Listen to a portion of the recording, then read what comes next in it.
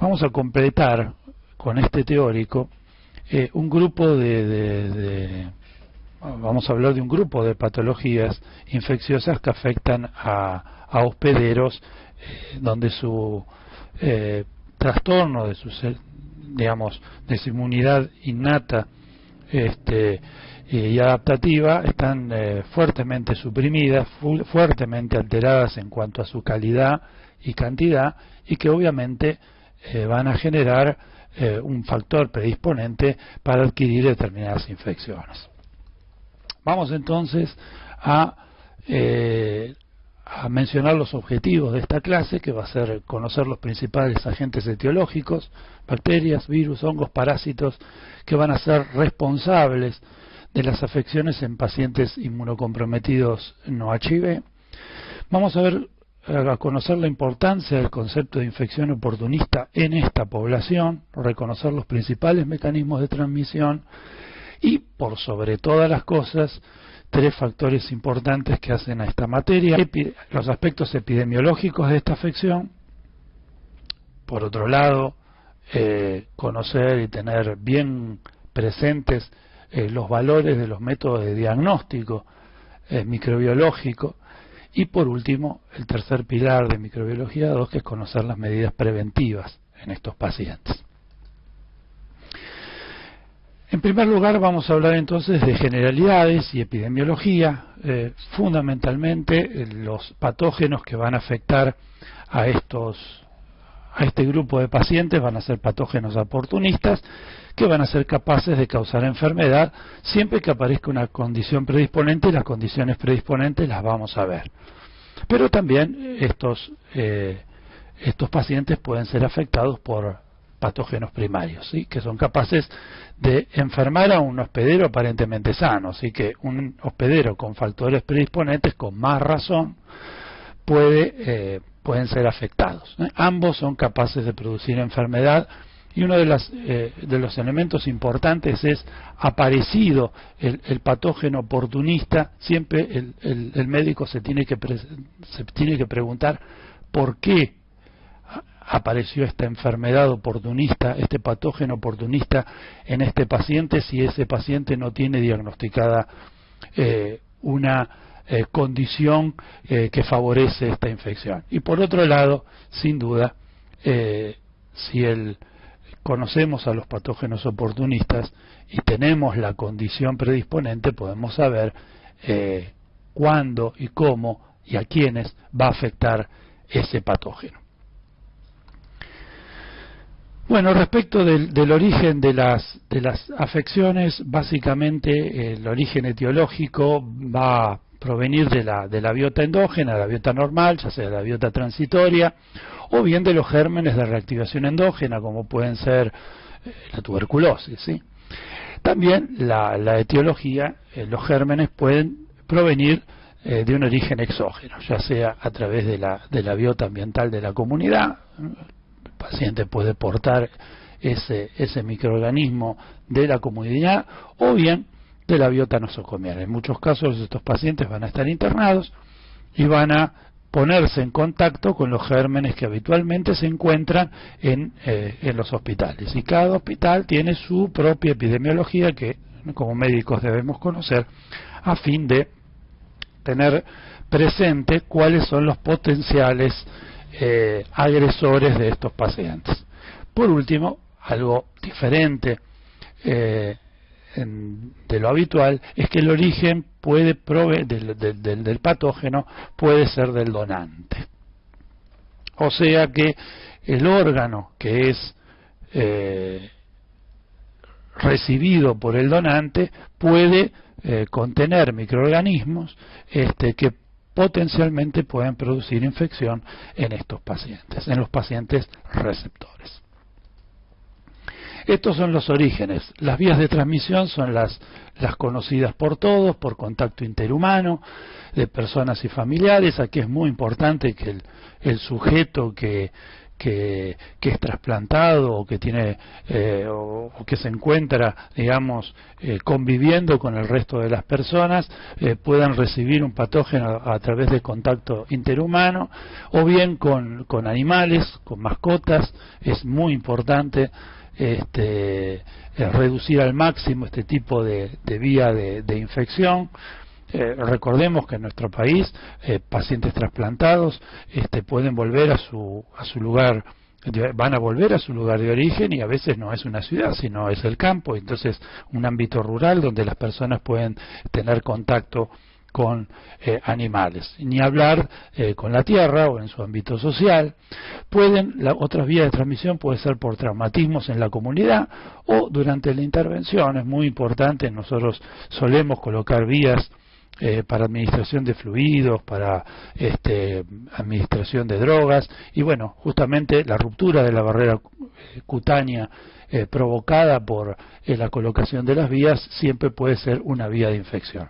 Otra es inhalatoria, que es muy común, muy importante, y vamos a ver por qué los pacientes trasplantados o pacientes oncohematológicos tienen que estar en un lugar adecuado para su tratamiento. Por supuesto, la otra vía de infección es la vía de infección oral, y como les conté anteriormente, a partir de los órganos donados. ¿De qué hospederos inmunocomprometidos vamos a hablar? Bueno, básicamente son tres grupos. Por un lado, los pacientes oncohematológicos que padecen leucemias o linfomas. Estos pacientes van a recibir tratamientos antiblásticos para su tratamiento, y normalmente podrán tener cierto mayor o menor grado de neutropenia. En algunos casos, dependiendo de la patología oncohematológica, estos pacientes consolidan sus tratamientos oncohematológicos con una transferencia autóloga, lo que mal llamado se conoce como trasplante autólogo, o bien con el verdadero trasplante, que es el trasplante de células progenitoras hematopoyéticas halogénico.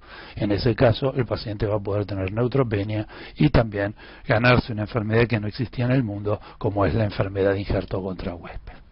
Otro grupo de pacientes son los trasplantados de órganos sólidos, de órganos vascularizados,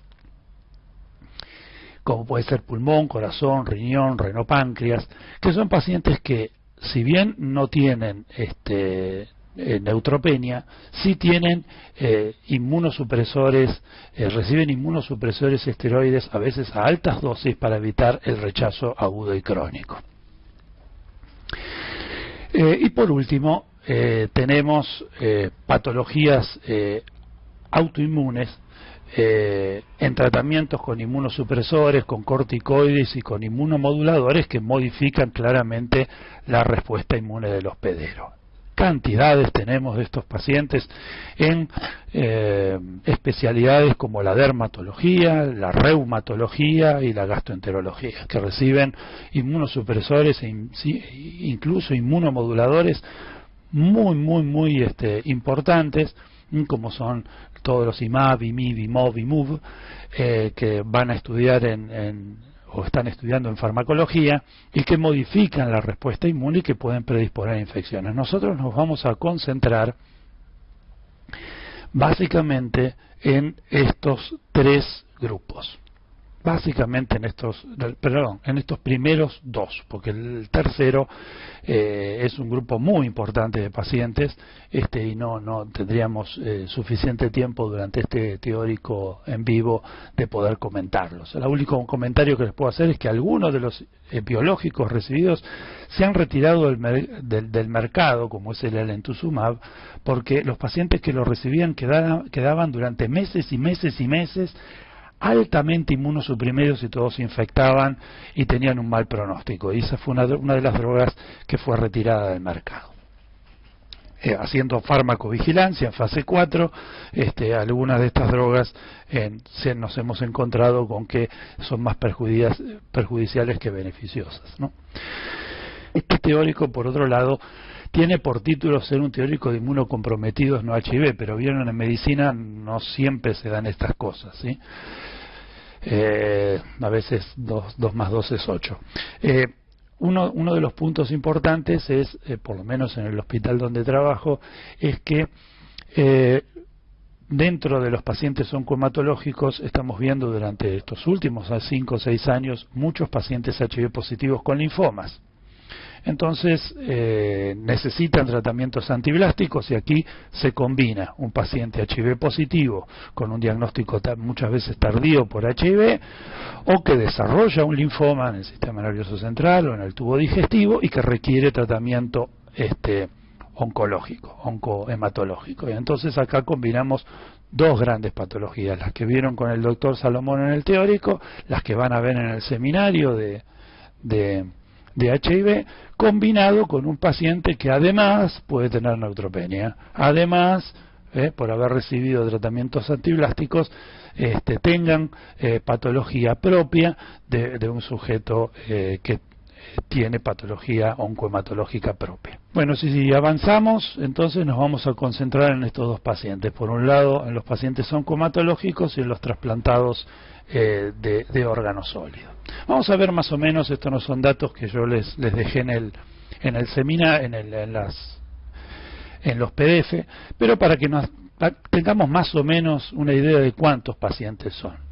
Aproximadamente entre transferencias autólogas y trasplantes halogénicos tenemos, de acuerdo al Ministerio de Salud de la Nación y los informes del INCUCAI, unos 994 trasplantes de médula ósea realizados.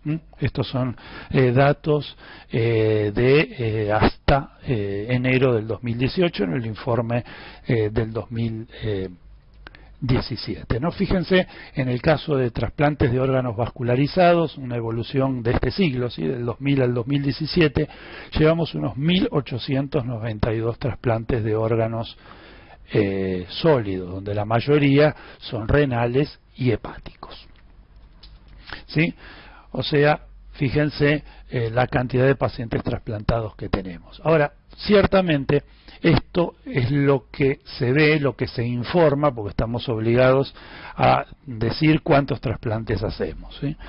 Ahora, debajo de esto, ¿no? Lo que está debajo del agua, que es mucho más importante, son cuántos de estos pacientes llegan a esa circunstancia, pasan por otras patologías que también son importantes conocer.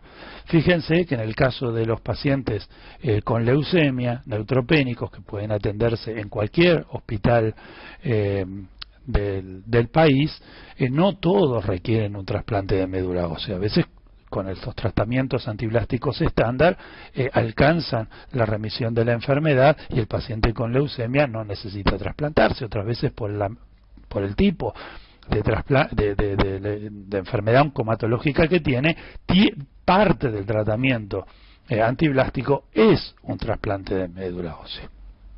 Esto va a depender de la patología de base. Entonces hay muchos pacientes que no están registrados como trasplantes de médulas halogénicos y sin embargo muchos de ellos tienen leucemia y tienen neutropenia y recibieron quimioterapia. Entonces, más o menos en mi hospital, en la proporción de pacientes HIV internados con enfermedades marcadoras tardías es un tercio, el otro tercio se lo llevan los pacientes oncohematológicos neutropénicos que pueden o no estar internados en la sala de hematología, y por último los pacientes sépticos que vieron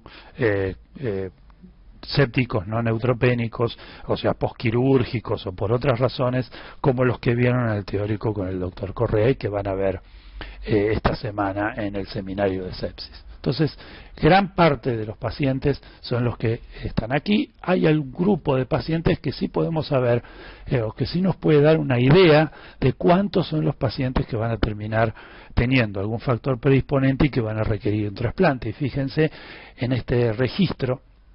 Aquí nos dice que en la Argentina tenemos aproximadamente 30.000 personas con insuficiencia renal crónica terminal, que están haciendo diálisis, ya sea diálisis peritoneal o hemodiálisis. En algún momento van a necesitar un riñón. Y fíjese, esta es la lista de espera. En la lista de espera tenemos aproximadamente en enero del 2018 unas 8.000 personas que están esperando un trasplante. Entonces, esto significa algo que conocemos, a diferencia del sujeto HIV. Esto claramente indica que el sujeto es una persona que conocemos, que está registrada en el servicio de salud y que en algún momento va a requerir un trasplante.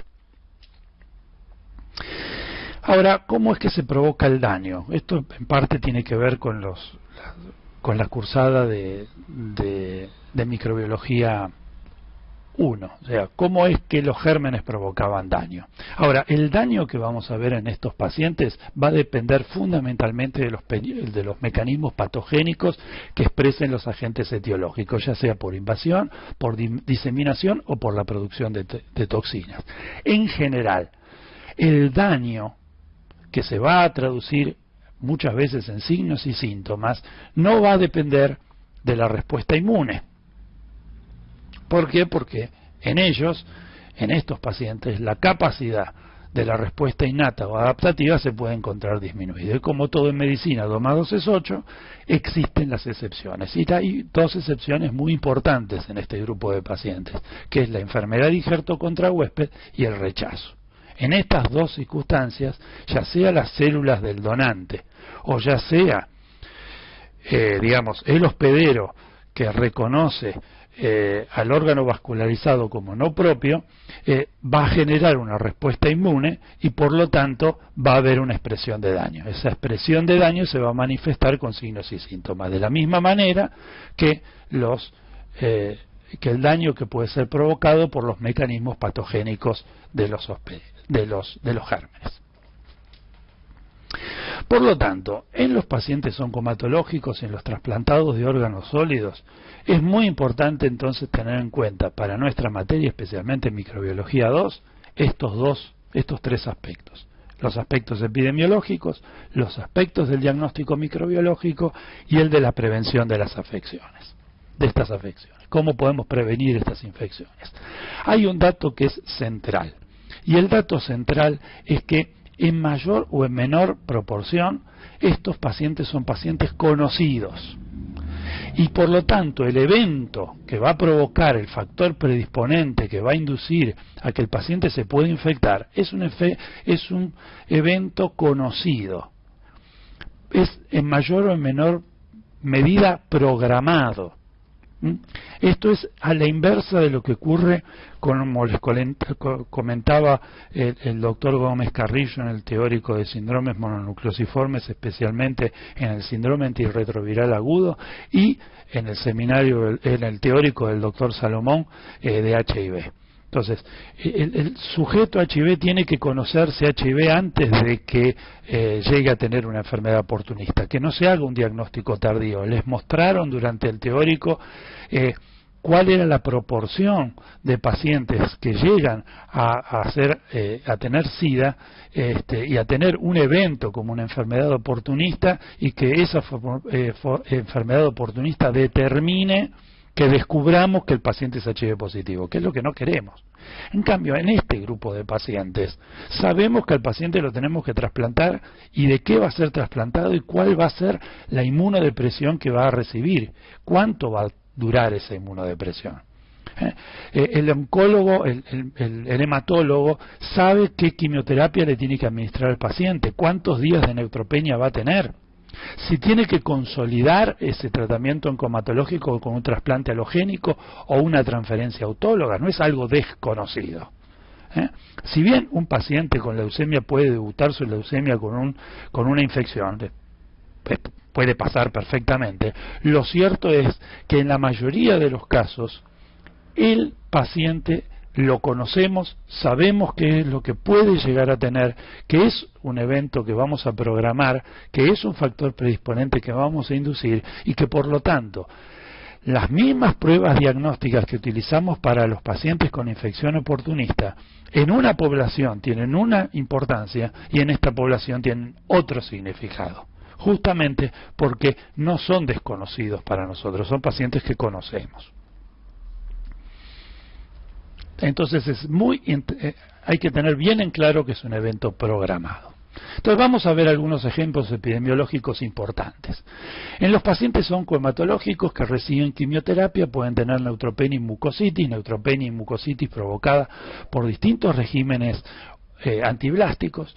Estos suelen tener vías centrales, permanentes o semipermanentes, en donde se administran glóbulos rojos, que normalmente son individuos que politransfundidos, donde se le administran las drogas, y esta vía central lo que puede provocar también es el ingreso de microorganismos. Y aquí vemos en esta etapa de neutropenia y mucositis, generalmente nosocomial, donde el paciente está internado para pasarle la quimioterapia, otras veces es ambulatoria, el paciente puede padecer ya sea infecciones bacterianas por bacilos gram negativos no fermentadores, cocos gram positivos, infecciones fúngicas por cándida, por aspergillus o por fusarium, y que esto lo puede repetir, va a estar predispuesto a este tipo de afecciones en cada una de las quimioterapias que reciba. El ciclo puede tener 5, 6, 7, dependiendo de la enfermedad oncomatológica que tenga, distintos ciclos de quimioterapia en donde va a poder estar, adquirir factores predisponentes para adquirir infecciones por todos estos microorganismos. En el caso del trasplante de células progenitoras hematopoyéticas, en general el paciente oncohematológico viene de una quimioterapia y consolida su tratamiento de esta manera. Sigo adelante. En el caso de los trasplantes de células progenitoras hematopoyéticas, vamos a ver que el paciente va a tener básicamente tres etapas. Una primera etapa, que la primera fase llamada pre-engraftment, digamos en castellano se conoce como prendimiento. Este es el día 0. El día 0 es el día que se le infunden las células progenitoras hematopoyéticas al paciente, ¿sí? Previamente a esto el paciente recibió un régimen de acondicionamiento para tratar de bajar al máximo el número de blastos, de células de leucemia, tanto a nivel periférico como en la médula ósea, una terapia de quimio y a veces quimio y radioterapia que lo ponen muy neutropénico. Entonces, desde el momento que se infunde hasta más o menos el día, hasta el mes, el paciente está en la primera etapa hasta que empiezan a salir los glóbulos rojos, glóbulos blancos y plaquetas provenientes de su nueva médula ósea. Una vez que empiezan a salir las células, estamos en una segunda etapa post-prendimiento, que va desde el día 30 del mes a los 100 días, y una tercera etapa, una fase tardía, en la cual el paciente ya está de alta, ¿sí? Que va más allá de los 100 días del trasplante. Entonces, básicamente la primera fase es similar a la fase de neutropenia, pero de la quimioterapia habitual, pero es mucho más importante. Por otro lado, como ya les comentaba, esta primera fase es una fase muy de intensa inmunosupresión, bien neutropénica, donde los pacientes van a poder tener infecciones por bacilos gram negativos, cocos positivos, infecciones fúngicas. En la segunda etapa, cuando las células surgen en sangre periférica, vamos a tener la etapa de enfermedad injerto contra huésped agudo, donde el paciente va a recibir corticoides e inmunosupresores y puede estar afectado por bacterias capsuladas, cocos positivos, y reactivar citomegalovirus, tener infecciones por aspergillus u otros hongos filamentosos, o por PCP, por neumocistis. La tercera fase es la fase de injerto contra huésped crónico, como les había dicho, y en este caso el paciente puede tener infecciones también por bacterias capsuladas. Aquí aparece la varicela. En el caso de que el paciente tenga un trasplante de órgano sólido, también vamos a poderlo considerar en tres fases.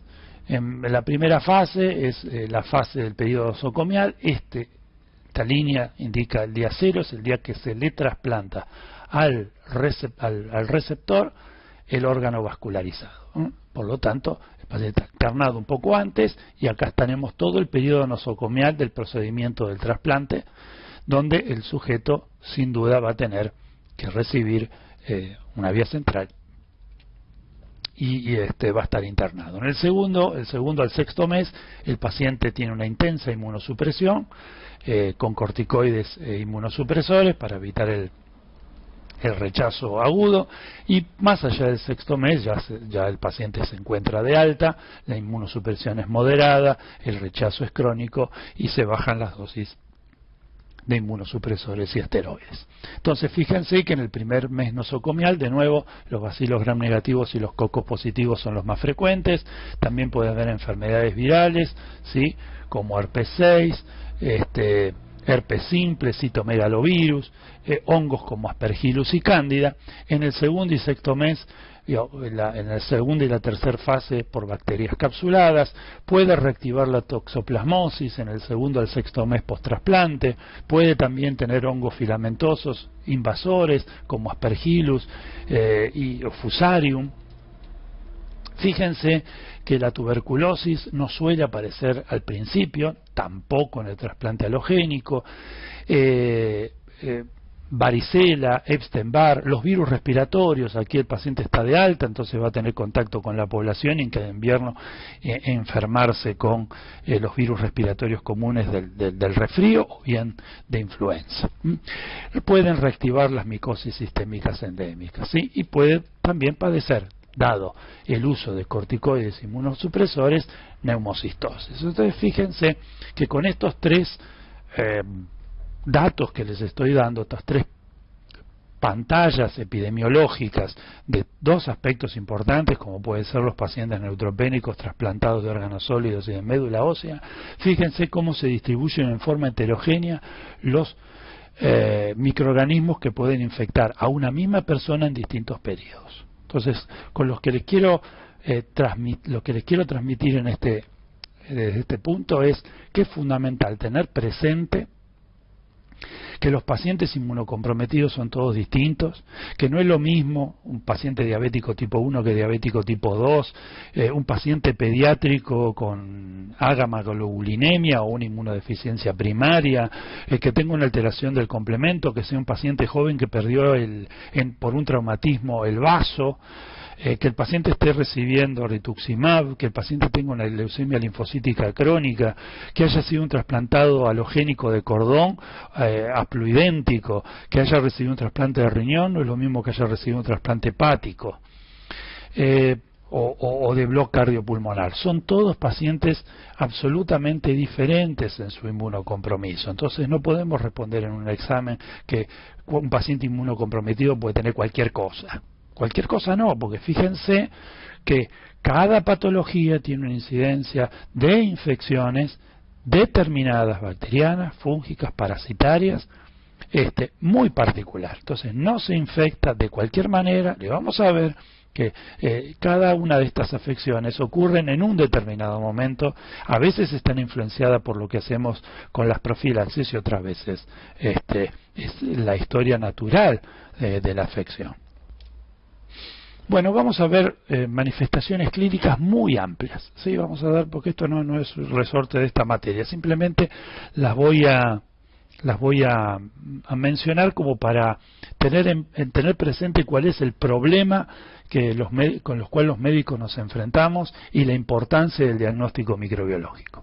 Bueno, las manifestaciones clínicas de los pacientes que tienen padecen este tipo de afecciones son inespecíficas, o están muy ausentes o son tardías. Aquí la famosa expresión médica, la clínica es soberana, se da de bruces contra el piso. O sea, aquí la clínica normalmente no es soberana, o sea, no nos dice mucho. Vamos a ver que una de las manifestaciones de un paciente que tiene este tipo de afecciones tiene fiebre, y por ahí fiebre es el único signo presente. Definimos como fiebre a un único registro de 38 5 o 2 mediciones separadas de 38 grados. Generalmente nosotros tomamos la temperatura axilar, pero hay excepciones, ¿eh? Hay pacientes que si están recibiendo esteroides a altas dosis, fiebre no hacen. Y a veces tenemos los famosos equivalentes febriles como la hipotermia, como el shock.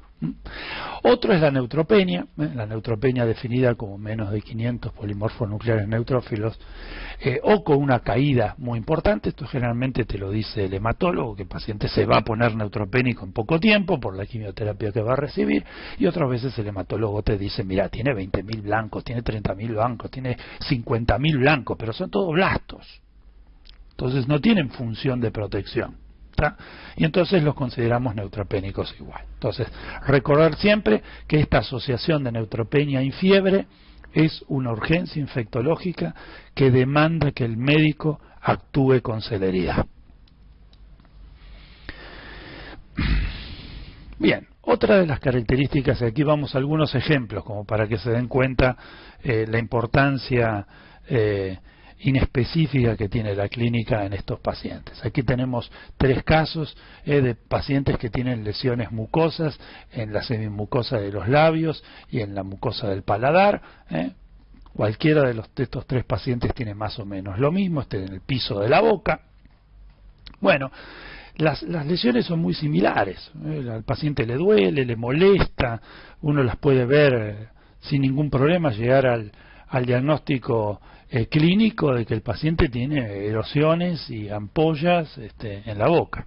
Ahora, cuando uno llega al diagnóstico nos encontramos con que en el primer caso es una mucositis por antiblásticos, en el segundo caso es una infección viral por virus herpes tipo 1, y en el tercer caso es el ataque de injerto contra huésped mucoso en la mucosa oral o en el tubo digestivo. Pensar que estas 3 patologías se tratan de una forma completamente diferente, a veces hasta contrapuesta, porque en la enfermedad de injerto contra huésped hay que subir la inmunodepresión, y si nos equivocamos con el diagnóstico y subimos la inmunodepresión en un individuo con una enfermedad en realidad herpética, y no vamos a contribuir con su salud, sino que vamos a contribuir con su enfermedad. Fíjense, otro ejemplo como es el ectima gangrenoso, una lesión necrótica en la piel. Como verán, no está muy inflamada porque el paciente no tiene con qué inflamar y tiene esa costra negruzca. Esto le sale en las piernas, en los brazos, en general son simétricas. Bueno, fíjense que son muy parecidas clínicamente y sin embargo desde el punto de vista etiológico pueden ser por cocos positivos, puede ser por bacilos negativos, no fermentadores, u hongos como Candida o Fusarium pueden generar el mismo aspecto de lesión. Estos tres ectimas gangrenosos se tratan de una forma completamente diferente y sin embargo clínicamente se ven muy parecidos. Fíjense esta descamación plantar, ¿sí? No es que el paciente se lo pintó de violeta, a veces la quimioterapia hace eso, el edema a veces hace eso. ¿Y cuál es el diagnóstico entre una y otra? Bueno, una fue una enfermedad de injerto contra huésped y otra es una dermatofisia plantar. De nuevo, diagnósticos completamente diferentes, tratamientos que requieren tratamientos distintos con manifestaciones clínicas similares. Fíjense, una intensa hiperkeratosis y descamación palmar y del dorso de la mano. Muy similares ambas, una sarna noruega o sarna enérgica, producida por Sarcoptes scabiei en este tipo de pacientes, y en el otro caso una enfermedad injerto contra huésped aguda que afecta las palmas de este paciente. Bueno, respecto a las imágenes, la tomografía computarizada de alta resolución ha cambiado la mortalidad de estos pacientes, porque uno puede detectar en forma rápida dónde está el inconveniente, ¿sí? Detecta precozmente dónde hay un inconveniente, en el pulmón, en los senos paranasales, en el sistema nervioso central, localiza la afección de una forma muy precoz, lo que nos permite tomar conductas precoces y entonces modificar la mortalidad, la morbimortalidad de estos pacientes. Ahora, Fíjense con la tomografía computarizada qué es lo que sucede. Aquí no nos importa que sepan diagnóstico por imágenes, no nos interesa que sepan describirla, simplemente vean las distintas lesiones que puede tener en el pulmón un sujeto oncohematológico o trasplantado. Sin embargo, fíjense cómo estas lesiones, que probablemente en la radiografía no muestran absolutamente nada, son altamente predictoras de que aquí hay un problema. Sin embargo, las imágenes no nos determinan, no tienen alta especificidad. Las pseudomonas, los cocos positivos, las cándidas, los aspergillus pueden generar imágenes similares que requieren tratamientos distintos. Entonces, con la clínica y las imágenes que no son la pirámide fundamental de microbiología 2, nos muestra cuáles son las dificultades. Las dificultades que tenemos con estos pacientes es que las manifestaciones clínicas son inespecíficas o tardías y que el diagnóstico por imagen tiene una alta sensibilidad a la tomografía, pero una baja especificidad. No hablemos de la radiografía, que tiene baja sensibilidad y especificidad. Entonces, tenemos un gran problema.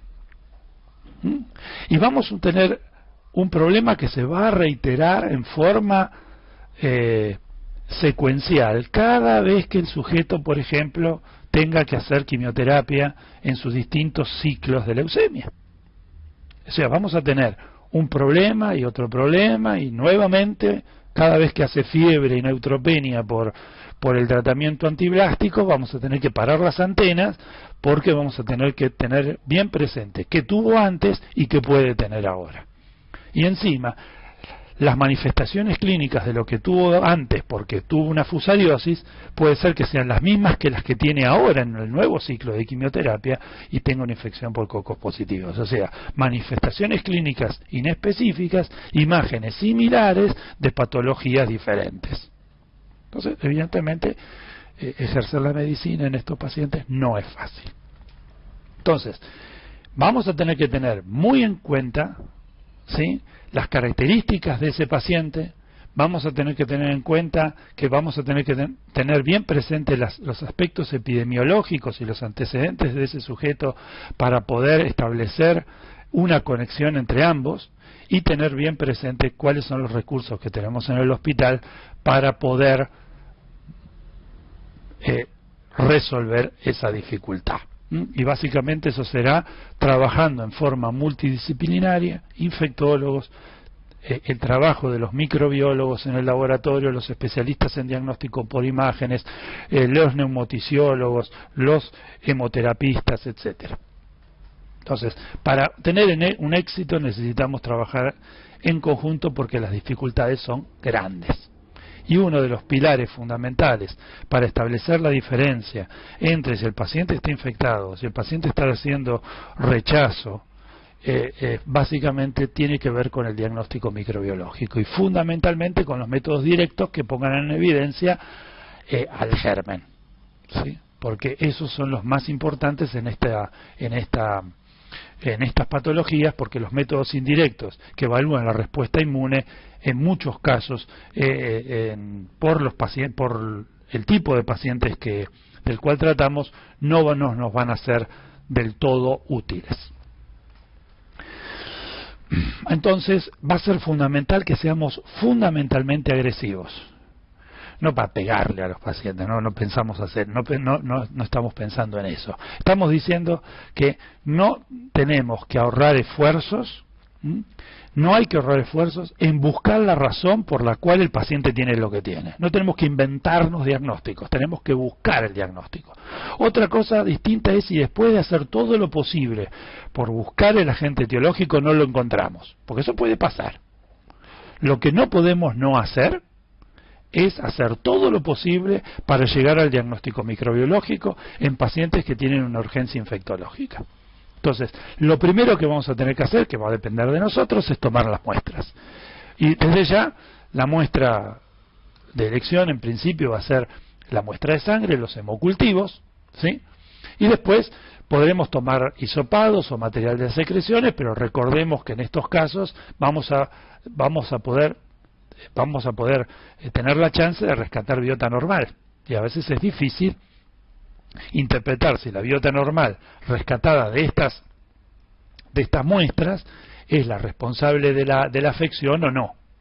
Y por otro lado, obviamente, si las muestras son muestras estériles, como las biopsias, las punciones con aguja fina, van a poder llegar exactamente, si se aíslan el microorganismo de ese tipo de muestras, van a ser muy representativas de que el agente etiológico aislado es el responsable de la afección.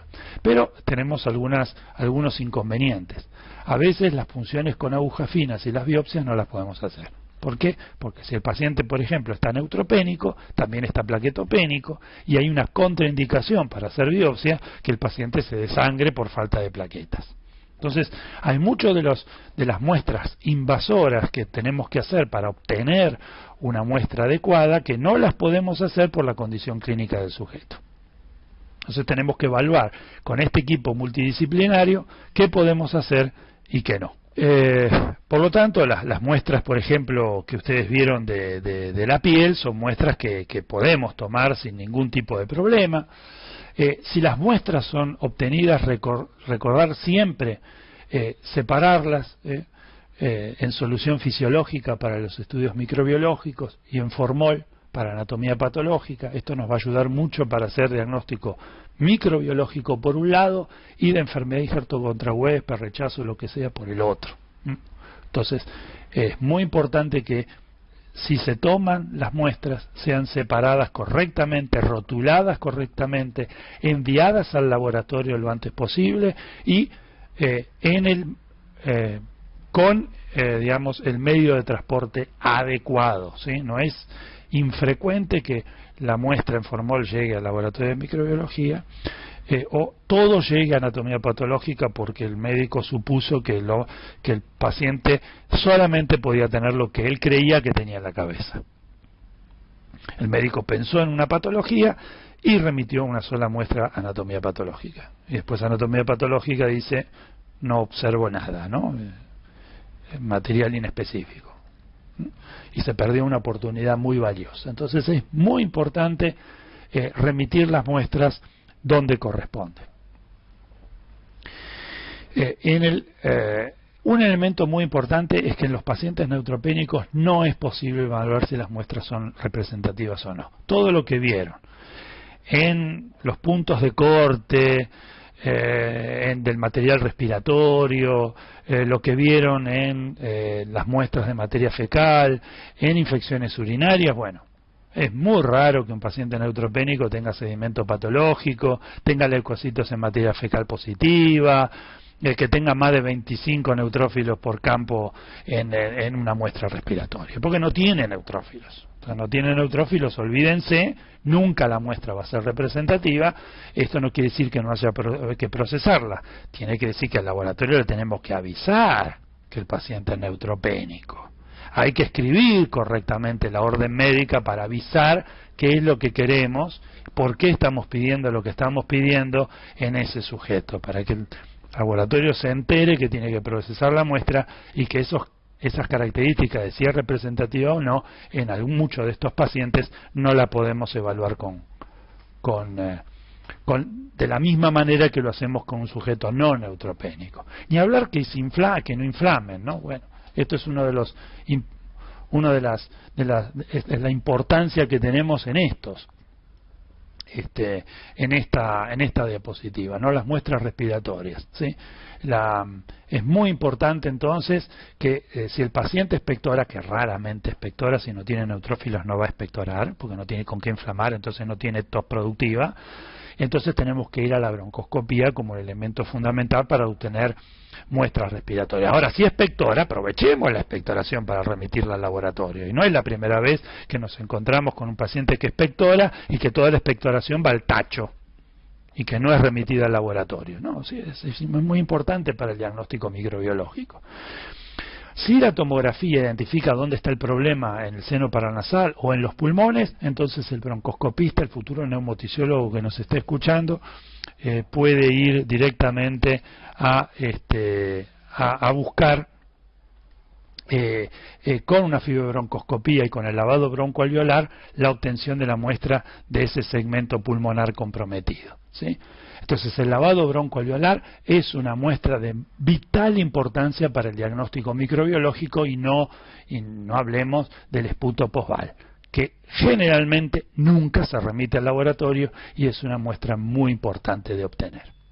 Desde ya, las biopsias, el cepillo envainado, la biopsia pulmonar, la punción con aguja fina, muchas veces va a estar contraindicada si el paciente está plaquetopénico. Lavado broncoalveolar no hay problema de hacerse, la broncoscopía tampoco, pero si el paciente está plaquetopénico o en condiciones clínicas desfavorables, a veces esto no se puede hacer. Siempre hay que evaluar ventajas versus desventajas, pero nunca puede decirse no lo planteo para hacer. Siempre tenemos que tratar de obtener una muestra adecuada para llegar al diagnóstico microbiológico. Hay un elemento muy importante para hacer diagnóstico microbiológico, que es el examen microbiológico del líquido que se transporta. Cuando al donante se le retiran los órganos se colocan en un recipiente adecuado, en un líquido adecuado para el transporte hacia a todos los se va a transportar para que sea recibido por los distintos receptores, especialmente de esos órganos vascularizados, corazón, hígado, pulmón, etcétera. El líquido ese se le hacen los exámenes microbiológicos, directos y cultivos. Que todas las personas que reciban los órganos de ese dador, tienen que ser informados a los centros donde se está haciendo el trasplante de órgano de los receptores, porque el diagnóstico microbiológico, los resultados de ese líquido de transporte van a ser fundamentales para saber o para poder prevenir qué tipo de infección puede ocurrir en el sujeto que recibió el órgano. Entonces, uno de los exámenes microbiológicos muy importantes en estos pacientes es el estudio microbiológico del líquido de transporte. Bien, habiendo hecho todo lo posible, hemocultivos, toma de muestra, de las lesiones cutáneas, de las opciones respiratorias, siempre vamos a tratar de iniciar un tratamiento empírico, que en esta materia no nos interesa cuál es. Lo cierto es que no nos tenemos que quedar con que vamos a hacer tratamiento empírico sin toma de muestras. Vamos a hacer la toma de muestras adecuada. Si el rescate es positivo, entonces vamos a adecuar nuestro esquema antimicrobiano a la obtención de esta muestra. Y la vamos a hacer todas las veces que el paciente se encuentre en riesgo. Ahora, puede ser que en este ciclo de quimioterapia, en esta situación, rescatemos un germen y en otros casos no rescatemos nada. Que no haya ningún rescate, que no quiere decir que el paciente no pueda estar infectado, puede estar infectado igual. O continuamos con el tratamiento empírico, ¿sí? O seguimos evaluando al paciente, ¿tá? Pero lo que no podemos no hacer es tratar de llegar a un diagnóstico microbiológico. No intentar un diagnóstico microbiológico está mal. Entonces, una vez que llegamos a esta parte, digamos, general de estas afecciones, vamos a pasar a dedicarnos a evaluar cada infección fúngica, viral, bacteriana, parasitaria en forma individual, dando aspectos generales de estas.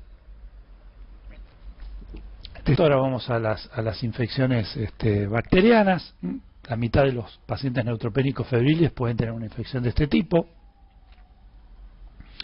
El 20% de ellos que tienen menos de 100 polimorfos nucleares pueden tener bacteremia.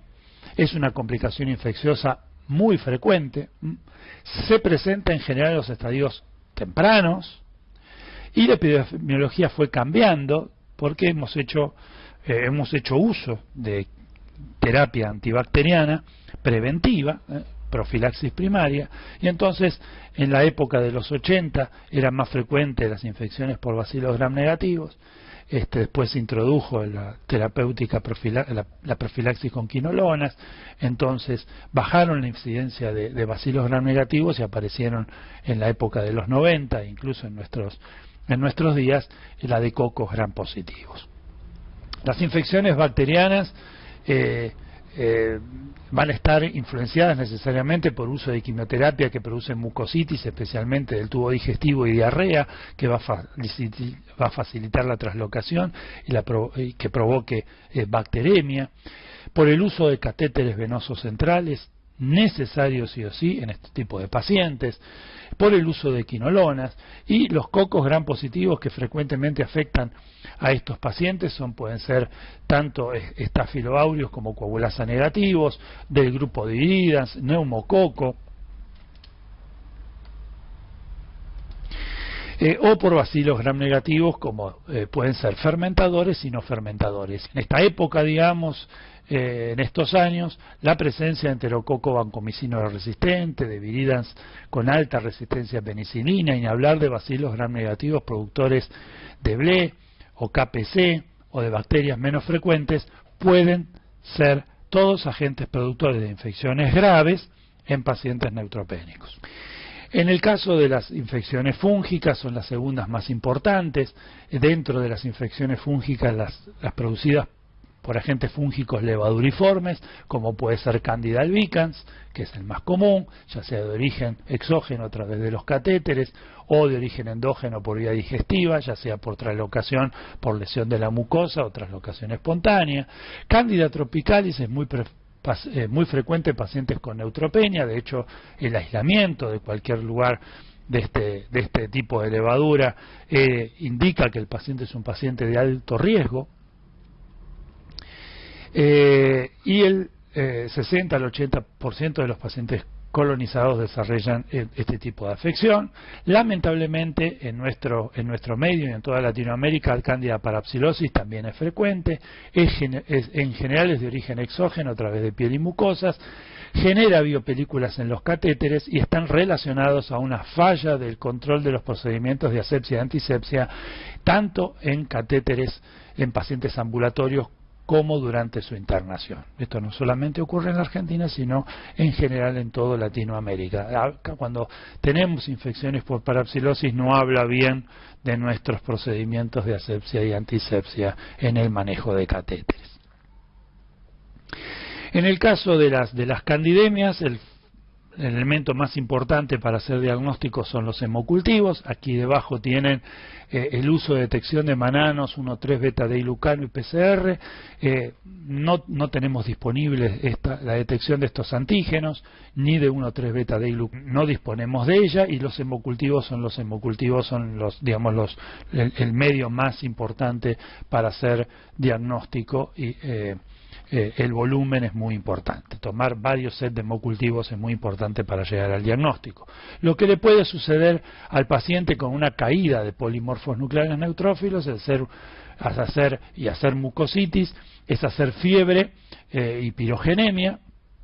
Tomamos los hemocultivos y durante el periodo de neutropenia podemos hacer diagnóstico de una candidemia o no. Podemos tomar los hemocultivos y no llegar al diagnóstico. La cándida impactar en distintos órganos, y cuando el paciente le suben los polimorfos nucleares, hacer el impacto en múltiples órganos, como puede ser riñón, hígado, vaso y otros órganos, hacer lo que conocemos como candidiasis diseminada crónica. Así que un paciente lo podemos diagnosticar en el periodo de neutropenia, la candidemia, haciendo hemocultivos, o bien tardíamente, si sobrevive, hacer el diagnóstico de candidiasis diseminada crónica, con la característica de un paciente con antecedentes de estado neutropénico y con fiebre y que no responde a antibióticos antibacterianos de amplio espectro, que recupere sus neutrófilos, que eleve la FAL y que tenga, con el diagnóstico por imágenes, múltiples lesiones en distintos órganos. Ese es ese diagnóstico de candidiasis diseminada crónica. Los pacientes pueden tener candidemia o candidiasis, pero también pueden hacer afección por agentes fúngicos filamentosos, y entre ellos aspergilosis, fusariosis, mucormicosis. En el caso de las aspergilosis, el diagnóstico microbiológico utilizando el directo y el cultivo del esputo, raramente los pacientes expectoran, pero bueno, si pueden expectorar, mejor. El lavado broncoalveolar es el otro la otra técnica más frecuentemente utilizada. El examen microbiológico tiene baja sensibilidad y especificidad. Bueno, la especificidad es alta si se aísla el microorganismo en el cultivo. La sensibilidad es baja en el caso del examen microscópico directo, pero el valor predictivo positivo es elevado. Si aislamos un agente fúngico de secreciones respiratorias, la chance de que ese agente sea el productor de la afección es bastante elevada. Recordemos que los hemocultivos para el aislamiento fúngico es infrecuente en los hongos filamentosos. Los únicos que podemos aislar y darle una importancia muy grande en el caso de aislarlo en los hemocultivos son Fusarium y Acremonium, donde habitualmente los hemocultivos son positivos. Pero el aislamiento de Aspergillus en el hemocultivo es infrecuente. Una técnica para poder diagnosticar precozmente estas afecciones es una técnica de detección de antígenos de galactomananos. Este test es un test de ELISA que puede realizarse en suero, en lavado broncoalveolar o en otros fluidos biológicos. Es de diagnóstico precoz, se utiliza el suero como screening, el lavado broncoalveolar se utiliza para diagnóstico confirmatorio o de exclusión.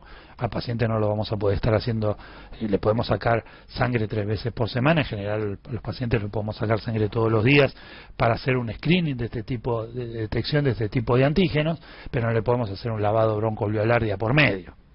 Entonces el suero lo podemos utilizar por screening, el sobrenadante del lavado broncoalveolar para hacer la detección de galactomananos si el paciente tiene una lesión pulmonar.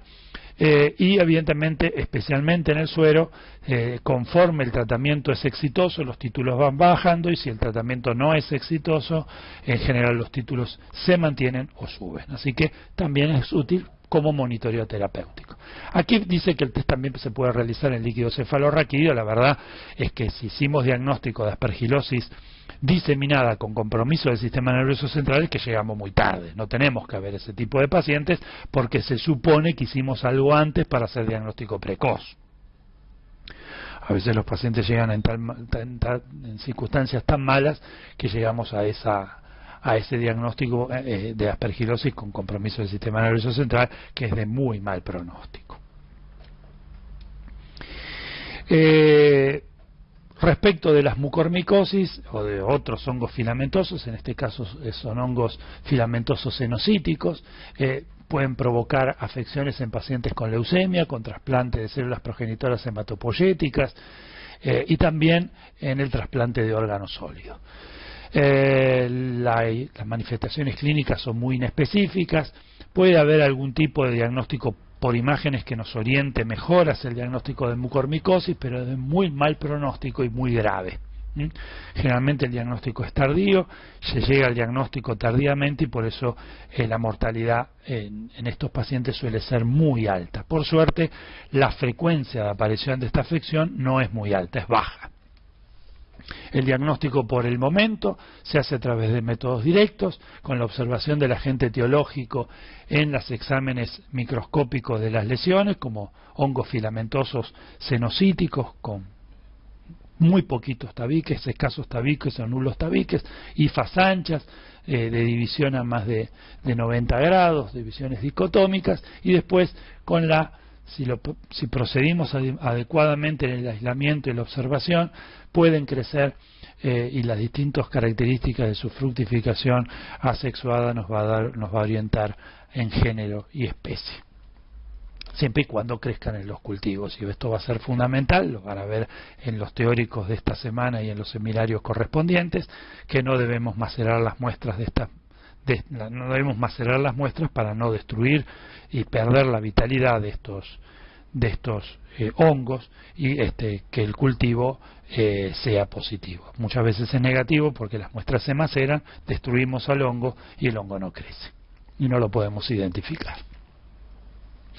En el caso de las infecciones virales, bueno, uno de los virus que puede afectar, como vieron en las tablas del inicio, es citomegalovirus.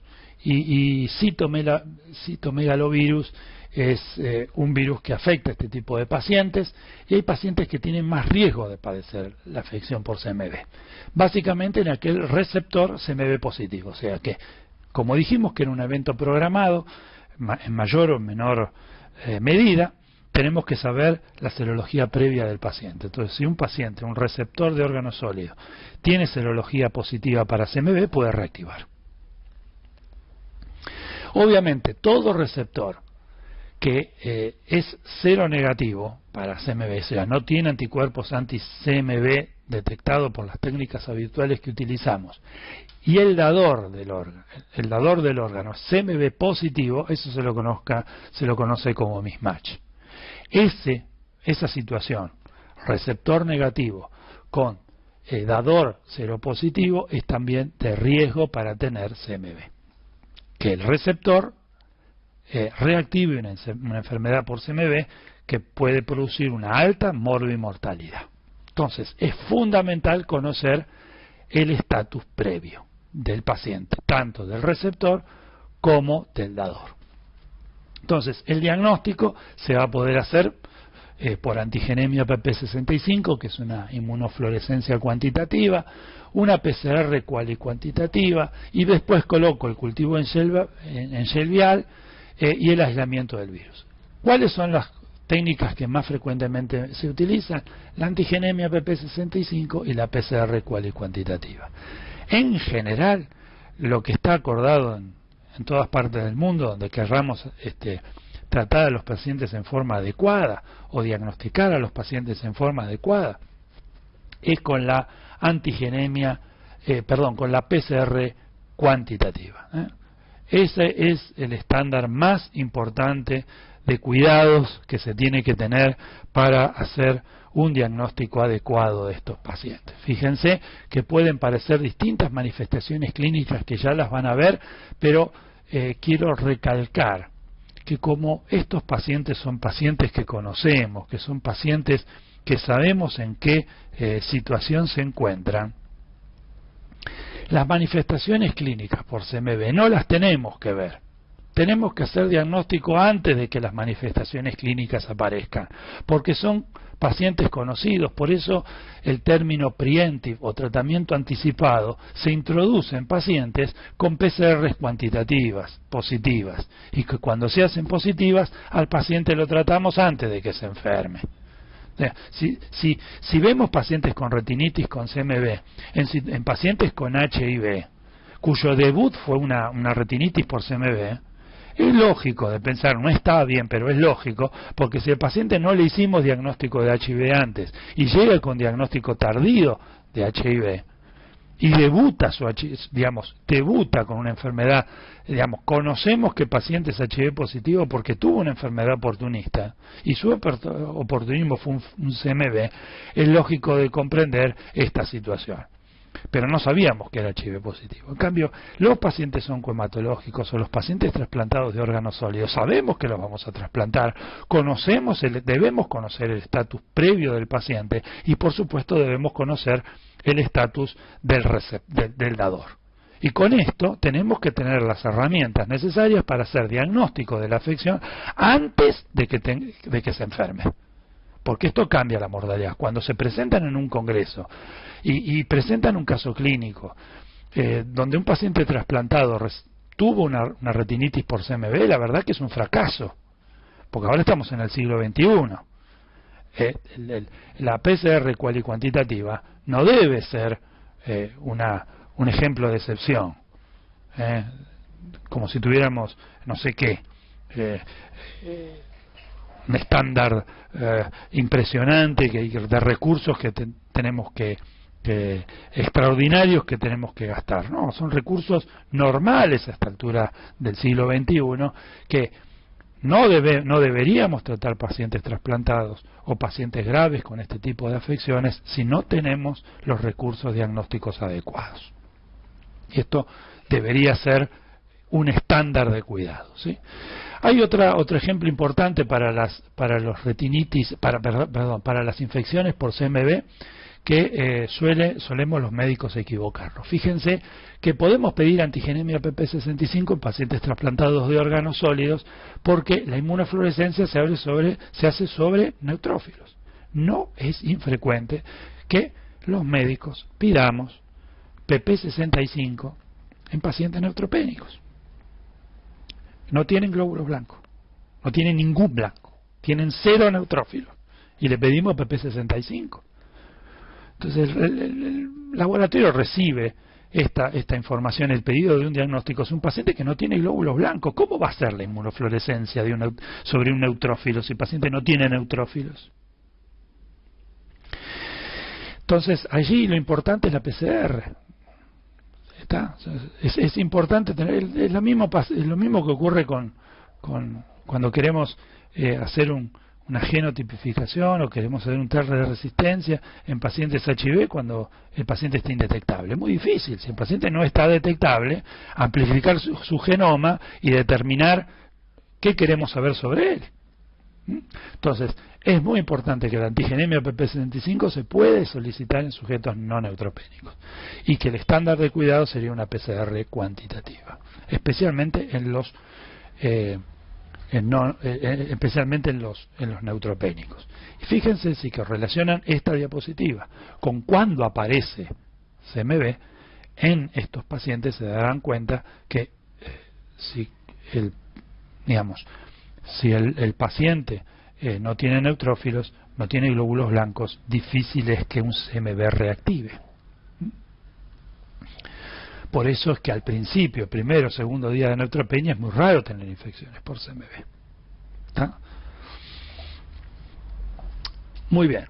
Sigamos entonces con enfermedades virales, ¿sí? Recordando que no debemos ver enfermedad por CMV, hacemos diagnóstico de reactivación por CMV con PCR cuantitativa y que tratamos esa PCR cuantitativa y tratamos de evitar a toda costa que el paciente se enferme.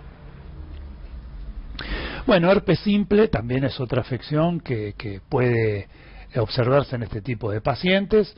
Respecto del siglo pasado hemos reducido notablemente con la profilaxis la aparición de esta afección, aunque puede haber lesiones orales, esofágicas, laringias, periodontales, también perianales. Raramente, por suerte, se observan encefalitis y hepatitis. Generalmente son lesiones mucho más extensas, dolorosas, se pueden confundir con enfermedad de injerto contra huésped, se puede confundir con una mucositis, y el diagnóstico se hace por raspado de las bases de las vesículas, con coloración con GEMSA, con inmunofluorescencia o bien con PCR de las lesiones. En el caso de los virus respiratorios, estos van a afectar fundamentalmente, no exclusivamente, pero fundamentalmente cuando el paciente está de alta y toma contacto con el resto de la población, y el paciente puede tener las características de rinorrea, congestión nasal, fiebre, ocurre generalmente durante el invierno, tiene una mayor prevalencia, una mayor incidencia de aparición de neumonías que en la población general, y la mortalidad está mucho más aumentada. De hecho, cuando ocurrió la pandemia H1N1 pandémica del 2009, el porcentaje de mortalidad fue muy alto entre las mujeres embarazadas y especialmente en la población inmunocomprometida, trasplantada de médula y neutropénica o con enfermedad oncohematológica, fue muy grave, con altísima mortalidad. Así que en este caso el diagnóstico microbiológico lo tendremos que hacer, especialmente con la toma de muestras de hisopado nasofaringio, de aspirado nasofaringio, y en la actualidad es la PCR en real time la que nos hace el diagnóstico a través del panel viral del diagnóstico correspondiente del virus respiratorio que esté afectando a ese paciente. Respecto a las parasitosis en pacientes oncohematológicos, es muy importante tener en cuenta los aspectos epidemiológicos fundamentales. Recordemos, no solamente desde el punto de vista de la parasitología, sino del resto de las afecciones, que un paciente como estos que tiene éxito en su trasplante, tiene éxito en su en el tratamiento de su enfermedad oncohematológica, el paciente regresa de alta a su medio ambiente normal. ¿Sí? El medio ambiente no necesariamente es Santa Fe Callao, no es Palermo Sojo, ¿sí? No es el centro de Córdoba o de Santa Fe. El paciente puede volver a la 1.11.14, volver a la 31, volver al medio del campo y bañarse con agua de lluvia, ¿sí? En condiciones que tal vez no son las adecuadas para tener un paciente en estas condiciones. Pero eso es lo que ocurre en la Argentina. Entonces, conocer los aspectos epidemiológicos de estas afecciones es muy importante, muy importante. Tenemos que conocer cuál es el estatus previo y conocer también el estatus del dador, del órgano, para tener muy presente estos aspectos epidemiológicos a fin de tener presente qué y cuándo, cómo puede afectar a un paciente en riesgo de padecer estas afecciones y poder diagnosticarlas y tratarlas en forma adecuada. Así que las serologías previas a la quimioterapia y el trasplante fundamental, no podemos llegar a la quimioterapia o al tercer o cuarto ciclo de quimioterapia y nunca haberle pedido un coproparasitológico seriado a un paciente de estos, ni hablar si el paciente va a recibir trasplante de órgano sólido en médula ósea. Tiene que tener su coproparasitológico seriado realizado. Las tomas de muestras requieren procedimientos invasivos, como ya les expliqué, en el caso de tener que hacer diagnóstico parasitológico, y fundamentalmente vamos a utilizar métodos directos que pongan en evidencia al parásito para llegar al diagnóstico, y donde los métodos indirectos son menos útiles para el diagnóstico de la patología aguda. En el caso de la toxoplasmosis, generalmente son de reactivación de una infección pasada, y como ocurrió con CMV, el dador con serología positiva y el receptor con serología negativa, o sea, mismatch para toxoplasmosis, es un paciente en riesgo de padecerla. Las manifestaciones clínicas pueden ser una masa ocupante o una corioretinitis, y el diagnóstico se hace con de certeza será con la biopsia cerebral cuando se puede hacer, con el líquido cefalorraquídeo cuando lo podamos obtener, y con la observación del parásito. En el caso de la enfermedad de Chagas también será fundamentalmente por reactivación. Las manifestaciones clínicas más importantes serán la meningoencefalitis, la meningitis o la miocarditis. El diagnóstico se realiza por métodos directos, básicamente con la observación del parásito en el líquido cefalorraquídeo, en la sangre o en la biopsia de tejidos. En el caso de las estrongiloidosis, es muy importante la evaluación previa del paciente con el coproparasitológico seriado y desparasitar al paciente en el caso de que se encuentre este coproparasitológico positivo, y en estos pacientes pueden hacer un síndrome de hiperinfección con compromiso digestivo y pulmonar con abundante cantidad de parásitos, o una infección diseminada con compromiso de distintos órganos. Y hay que tener presente que todos estos parásitos que pueden hacer ciclo de Loss en los pacientes oncohematológicos tratados con inmunosupresores, con esteroides o con quimioterapia, suelen no hacer eosinofilia, ¿sí? Suelen no hacer eosinofilia como un paciente no inmunocomprometido. Así que siempre los tenemos que tener presentes. A veces la eosinofilia es provocada por la enfermedad oncohematológica mucho más que por la circulación de este tipo de parásitos. Las muestras entonces más importantes serán la materia fecal, el soldaje duodenal, las muestras respiratorias, el líquido cefalorraquídeo, especialmente en pacientes que hacen meningitis no purulenta, pues, si no tienen neutrófilos no van a hacer líquido cefalorraquídeo patológico con pus, pero sí infecciones a bacilos gram negativos, ¿sí? Entonces es el parásito que se ha llevado a pasear en su tegumento los bacilos gram negativos del intestino, haciendo la diseminación, y el impacto de estos bacilos gram negativos en el líquido cefalorraquídeo puede generar meningitis. Evidentemente el método de diagnóstico serán los métodos directos, con la observación de las larvas como los elementos más importantes para hacer el diagnóstico. Otra afección importante ectoparasitaria es la sarna anérgica o sarna noruega provocada por Sarcoptes scabiei.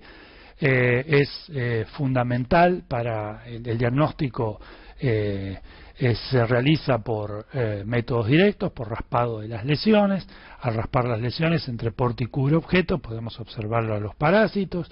Generalmente es altamente infecciosa, genera epidemias nosocomiales, donde otros pacientes internados adquieren la infección, no solamente los pacientes, el residente de primer año, el residente de segundo, el jefe residente, el médico de planta, o sea, generalmente hay infecciones. Las infecciones a partir de sarna alérgica son muy comunes también en el personal de salud que los atiende. Así que suelen generar brotes nosocomiales. En el caso de la prevención, este es el último punto de la transmisión de este teórico, es cómo evitar que estos pacientes oncohematológicos hagan infecciones, tratar de evitarlo lo más posible. Entonces, una primera medida es que para hacer trasplante la institución tiene que estar habilitada por el INCUCAI en todo el país. Hay un montón de unidades de trasplante y esas unidades de trasplante tienen que tener condiciones determinadas para que INCUCAI habilite, ¿sí? Además del equipo de trasplante, los pacientes tienen que estar dentro de una unidad que tenga una transferencia de alta eficacia para la movilización del aire dentro de la unidad de trasplante, donde haya filtros CEPA que permitan filtrar el aire, un flujo de aire dirigido con habitaciones selladas. Las habitaciones pueden perfectamente tener ventanas, pero no pueden ser abiertas, con una alta tasa de intercambio de aire en la habitación. En la habitación tiene que haber presión positiva, la presión tiene que ser más alta en la habitación que en el corredor de la unidad de trasplante, y la presión tiene que ser mayor dentro del corredor de la unidad de trasplante que afuera de la unidad de trasplante. O sea que el aire siempre tiene que salir y no tiene que entrar, de tal manera que el germen no ingrese. Bueno, aquí aparece una dicotomía que no solamente ocurre en la Argentina, sino en toda Latinoamérica, pasa en Paraguay, pasa en Brasil, en Chile, en Perú, Ecuador, Colombia, donde un trasplante, una transferencia autóloga, un trasplante autólogo de médula ósea que tiene un periodo de neutropenia pequeño, corto, por ser una transferencia y por ser un trasplante, por ley tiene que hacerse adentro de una unidad de trasplante con todos los regímenes de cuidados para evitar que ese sujeto se enferme. Sin embargo, en la vida cotidiana de en nuestro quehacer médico vamos a encontrarnos que la leucemia aguda no se trata en una unidad de trasplante con los mismos cuidados y puede tener más de 30 días de neutropenia y estar internado en una sala común, aislado pero en una sala común. Entonces, la leucemia aguda tiene un riesgo mucho mayor de infectarse que un trasplante autólogo de médula en la actualidad. Sin embargo, el trasplante autólogo se hace adentro, por ley, de una unidad de trasplante, y sin embargo la leucemia aguda se puede tratar en cualquier hospital, donde el régimen y el factor de infección de esos pacientes es muchísimo más alto. Hay hospitales, como el mío, donde los pacientes pueden abrir la ventana. Es más, hasta piden tener vista a jardín, de tal manera de que el paciente se respira todo lo que ocurre en ese jardín, ¿tá? Entonces, en realidad, todos los pacientes en riesgo tendrían que estar con métodos de barrera de cuidado en lugares con presión positiva y aislados. Pero bueno, la realidad a veces supera la ficción. Entonces, ¿cómo tenemos que prevenir? Básicamente, limpieza y desinfección, control del polvo ambiental. Los pacientes a los pacientes trasplantados, especialmente en el periodo nosocomial, no tienen que recibir ni plantas ni flores, y básicamente no los van a recibir, pero hay un punto fundamental, que no están en las guías europeas, no están en las guías norteamericanas de cuidados de pacientes oncohematológicos y trasplantados, porque básicamente ellos no tienen esta conducta, y es la conducta de tomar mate. No se puede tomar mate en las unidades de trasplante, ni adentro del office de enfermería, ni con los pacientes, por nada del mundo. O sea, si lo vamos a buscar en una guía europea no lo vamos a encontrar, porque los europeos no toman mate. Estamos, así como no se puede fumar, no se puede tomar mate. Así que los pacientes atendidos en clínica médica con leucemia, tampoco los residentes y los clínicos tienen que tomar mate, porque eso aumenta el riesgo de infección que va con el mate. Recuerdan que los distintos gustos de la yerba mate se debe a la colonización de hongos NC, hongos filamentosos, fitopatógenos del mate. Entonces, el mate es un elemento muy importante de transmisión de la afección que debemos cuidar, ¿sí? Otro elemento importante es utilizar las precauciones estándares expandidas, como el lavado a mano, el uso de barbijo, es la habitación individual, es utilizar los elementos fundamentales como guantes y necesarios para tratar a estos pacientes o para visitarlos, ¿sí? Precauciones que fueron enumeradas en el teórico, por ejemplo, de sepsis del doctor Correa y en el primer seminario de microbiología 2. Juguetes hay que desinfectarlos, hay que minimizar al máximo el contacto con animales. La desinfección de los juguetes, bueno, dentro de este punto es el desinfectar la computadora y que el paciente durante su periodo nosocomial pueda tener contacto con el mundo, ¿sí? No está mal que el paciente pueda tener su computadora y conexión a Wi-Fi para que pueda ponerse en contacto con el mundo, no está mal, siempre y cuando lo desinfectemos. Las mascotas en el hospital, obvio que no. A veces obvio no parece tan raro, ¿no? Pero bueno, no tiene que haber contacto con animales. La comida, bueno, la comida y el agua segura debe ser segura, con comida segura. Esto se está reviendo en estos últimos tiempos, no tiene por qué ser comida estéril. Esto se está evaluando nuevamente qué significa que el paciente neutropénico tenga que recibir una baja carga bacteriana. Esto se está investigando en la actualidad. Esto es fundamental. El paciente trasplantado tiene que visitar al odontólogo antes. No es que hay que cambiarle todos los dientes, sino que todas las caries tienen que estar tratadas. La higiene y la calidad de la mucosa oral es fundamental. No tiene que llegar sin caries al momento del trasplante. Y ni hablar de visitar al dermatólogo. El paciente no tiene que tener micosis entre los dedos, no tiene que tener onixis ni onicomicosis, porque esos son factores predisponentes fundamentales para que el hongo se disemine o para que una bacteria que se encuentra en la piel aproveche como factor la onicomicosis, penetre y genere una bacteremia que puede aumentar la morbimortalidad del paciente. Así que la consulta al odontólogo, al dermatólogo es fundamental antes, haciendo una programación de cuando el paciente vaya a ponerse verdaderamente neutropénico o altamente inmunosuprimido. Obviamente necesitamos restringir las visitas, esto va a ser fundamental, cuanto menor sea el intercambio mejor. Y un elemento fundamental, especialmente cuando el paciente se va de alta, es la vacunación. Obviamente no vamos a utilizar vacunas a virus atenuados porque van a provocar sobre el paciente el efecto adverso de desarrollar la infección, pero es tan importante que el paciente se vacune cuando corresponde. Y el calendario de vacunación de estos pacientes es especial, cada paciente con su respectivo trasplante, con su respectivo factor predisponente, tendrá un específico calendario de vacunación de acuerdo a la inmunosupresión que vaya a recibir. ¿Cuándo puede volver a recibir las vacunas? Obviamente, la respuesta a la vacunación en estos pacientes es menor que en la población general.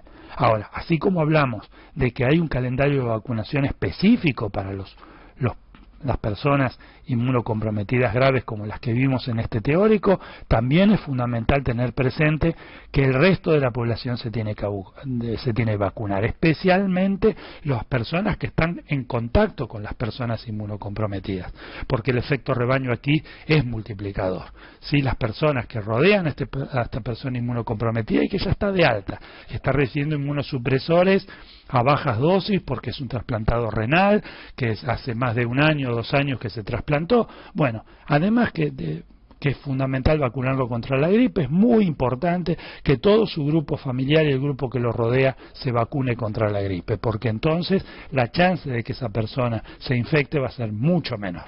Así que no solamente la vacunación es importante para ese sujeto, sino que va a ser muy importante que todos los demás estemos vacunados.